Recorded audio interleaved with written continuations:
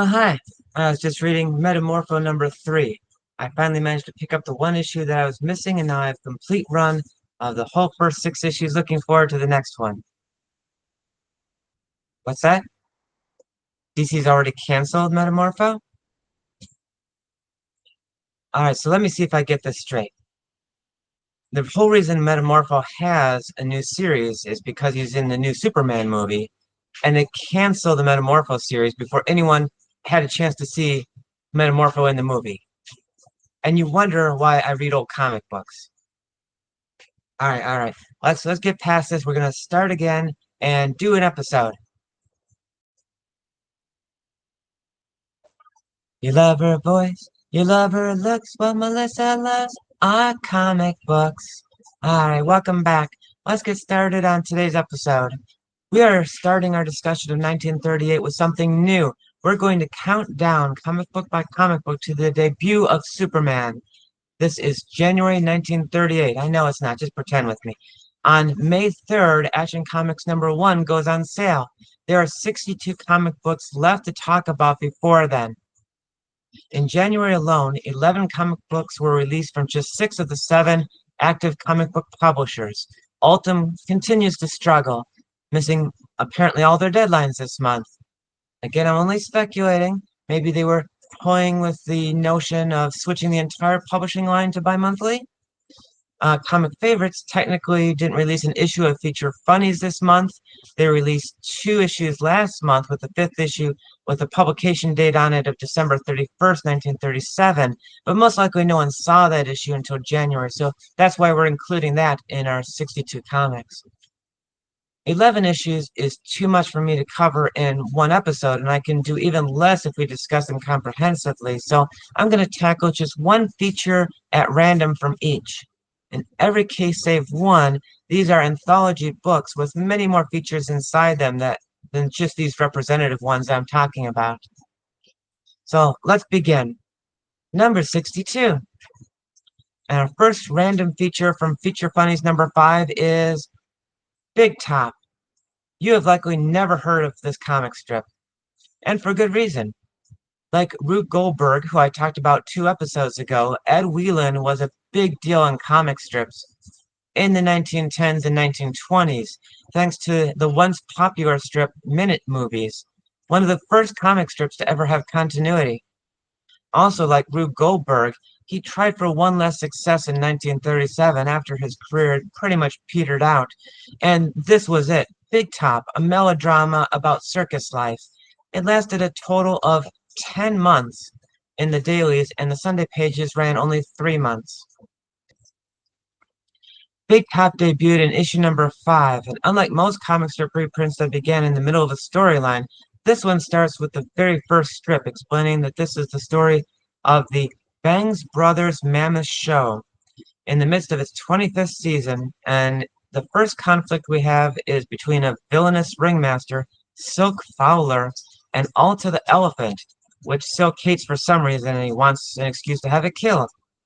Alta's defender is Myra LaBelle, whose father was Alta's trainer, and the circus owner, Jeff Bangs, is like an uncle to her. And that's really all we learn, because Big Top only has a 2-page berth in this issue. At least they won't burn through the short run of the strip fast at that rate. Number 61. Next up, let's check in on David McKay's Ace Comics #11. Normally, the educational material is just filler in these early anthologies, but Ripley's Believe It or Not was a popular comic strip in its own right. Ripley's had a 4-page berth in Ace Comics, as big as any of the other strips got. Ripley's is a big franchise these days with 79 museums or other attractions located around the globe, or maybe remembered as the 1980s show hosted by Jack Palance on TV, so it can be difficult to remember that Ripley's is primarily a comic strip, the longest-running syndicated comic strip in history, and has been published since 1918, back in Rube Goldberg's and Ed Whelan's heyday. Number 60. Dell's The Comics #6's best feature is Wash Tubbs, but since I picked these features at random, I won't get to talk about that this time, but instead Deadwood Gulch.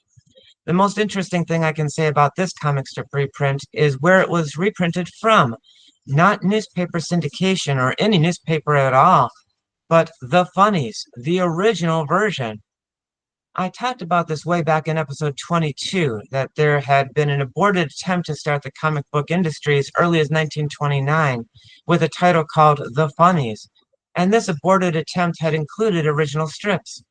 Deadwood Gulch was the work of a then 25-year-old aspiring comic strip creator, Gordon Rogers, most commonly known by his interesting nickname, Booty. Deadwood Gulch is the western town defended by a new sheriff named Jack. Just Jack. Jack doesn't defeat the vicious outlaw Rattlesnake Pete, but is present when Pete trips on a horseshoe and knocks himself out by hitting his head on a rock.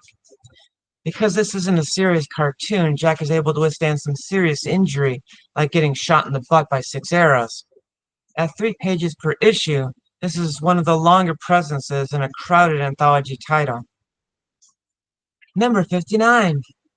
I haven't talked about Lil Abner since episode 15.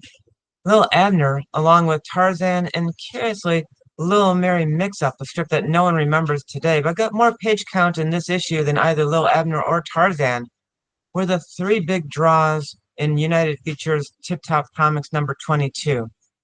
The pages of Lil Abner reprinted here were Sunday pages from November and December 1936, just over a year earlier.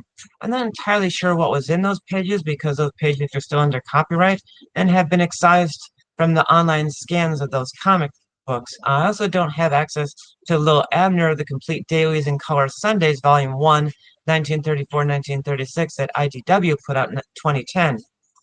But from the description of that volume, it seems likely that those pages take place during a mistaken identity ROM, where Lil Abner's evil twin, the ruthless criminal Gat Garson, comes to Dogpatch. Number 58. In New Adventure Comics number 23, we're going to check in on Munson Paddock's Monastery of the Blue God again. Even though it was not written for comic strips, it has a title box at the top of the first page, like many strips did, though given the cinematic nature of the material, maybe it is actually meant to resemble the title card at the beginning of a movie serial. This is an ensemble cast, so the roll call and story synopsis practically overflow out of the next panel, and then we dive right into action. These 2 characters are throwing themselves at each other with so much energy and movement that it's actually hard to tell what's going on. And the tumble down the hillside is conveyed not just with speed lines, but by the chaotic detail work on the hillside itself. I'm not a fan of gun violence, but the way this gunshot is drawn, I've never seen anything like this before. It conveys the horrible power of the gunshot, while contrasted with the humor that appears to be aimed at his butt. This punch is exaggerated a pure cartoon, but it's an effective fight-ending panel. By the 3rd page, this story has taken a dark turn where it's revealed that Elios actually killed the man that she shot earlier. Number 57. Famous Funnies number 43, we're going to briefly check in on Seaweed Sam, an original feature in a still mostly reprint anthology that I last talked about way back in episode 4. Seaweed Sam, the roving rhymer, is just 1-page filler, but 1-page filler with continuity and sort of an ongoing adventure story. On this page, Sam is strolling the streets of Baghdad, consistently spelled wrong without the H in the middle, when he is mistaken for Sinbad the Sailor for some reason, and taken to see the Caliph, which is interesting because Baghdad had not been part of a caliphate since 1258 and was ruled by a Shah or king, not a caliph in the 1930s. But hey, who from Iran was going to proofread this comic book? And certainly no one had the internet back then. Still thinking Sam is Sinbad, he is entrusted with an enchanted ruby that he has to deliver to the Mogul of Mecca, which would be, I guess, the king or Shah of Saudi Arabia in 1938. Other than zero research, it's not a bad setup for an adventure scenario. Given how quickly the Seaweed Sam feature moves, it will probably take just a few pages to tell. In fact, I probably could have just shown you those pages in the time it took me to talk about this page. Number 56. In David McKay's 9th feature book, this single feature in it is Dick Tracy, reprinting the story of his pursuit of the Famine Boys. The story of the Famine Boys, Cut and Muscle, and their mother, Ma Famine, played out in the newspapers of December 1935 and was clearly based on the real-life criminal Barker family. This wasn't old history either. It was just in January of 1935 that Arthur Barker was arrested in Chicago and his brother Fred was killed along with Ma Barker in an FBI raid. This same story was also reprinted more slowly in Dell's popular comics back in 1936, pages from which I'm sharing with you now since the David McKay version is unavailable to me. It can also be found in the complete Dick Tracy Volume 3, released by IDW in 2007. Number 55. Lastly, for this episode, let's talk about More Fun Comics number 29. We haven't talked about the feature Jack Wood since episode 2.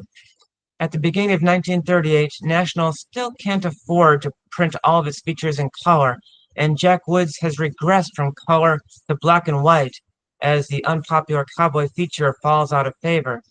Jack Woods has passed hands from Lyman Anderson to W.C. Brigham to Will Eiley now, one of Wheeler Nicholson's current favorite freelancers. Jack Woods has even seen his page count double from 2 to 4 pages back in mid-1937 in the hopes that more story will draw more readers in. Jack is in New Mexico. I guess he's in New Mexico most of the time, actually, where he's just saved a man from a lynching and now wants to prove the man's innocence. First, he goes to talk to the local sheriff to get a sense for if the sheriff is on his side, and he seems to be, but the sheriff can't imagine who would try to frame this guy Jepson for stealing. Jack thinks he has a suspect in Jepson's old business partner, Sam Jones. Where's Sam Jones now? Well, there is a half Native American at the saloon who might know, but this half Native American gets called some really disgusting things, and we're not going to talk about Jack Woods again for another long while.